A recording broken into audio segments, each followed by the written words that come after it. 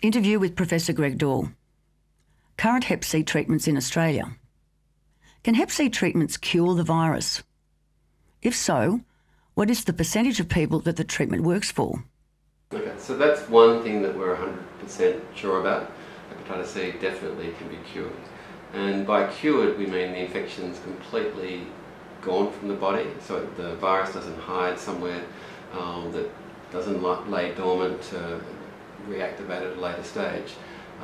By successful treatment and a cure of the infection, the virus is gone.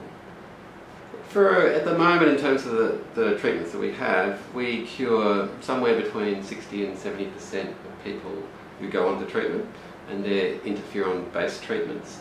But that's the sort of overall cure rate. It varies by a number of factors, for example, what strain of the virus you have, what genotype as it's called, and how much underlying liver disease you might have. After you have received treatment, can you get Hep C again? You can. So someone who has been cured of hepatitis C is certainly susceptible to becoming reinfected if they're exposed to the virus again. So that would be people that are still injecting and are not injecting safely. So we're very clear when we are taking a person through the treatment process, particularly if they're a person who injects drugs, that we explain that to them before we start the treatment.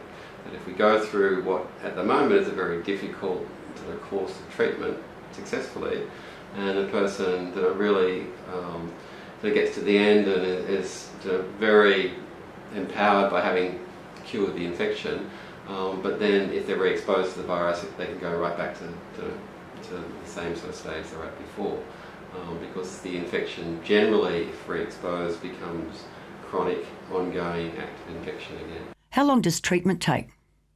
The treatment varies at the moment from around 6 months to often around 12 months. So people, for example, that have genotype 2 or 3, and that's nearly half the people in Australia with Hep C, get by with 6 months treatment.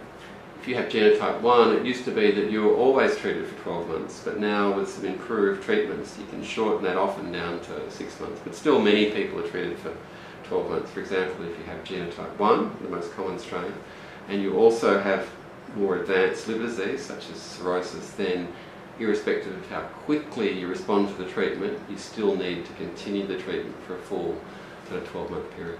What side effects are common for people currently undertaking Hep C treatment? So nearly everyone gets what we call flu-like symptoms. So in the early weeks of treatment, aches, muscle pains, headaches, just like you do have the flu, and that's related to the interferon injection side effects. People can be affected in terms of their mood. Most people can experience some sort of short-temperedness, some irritability, even though a lot of people, when you're explaining that to them, say, oh, I'm already like that. Right. Interferon certainly can bring things to the surface and make you just a little bit more fragile, psychologically, a bit more sometimes even emotionally labile. So that can be a difficult sort of side effect to have to deal with. Other side effects are that the interferon and the ribavirin can affect your blood counts, so you can become anemic.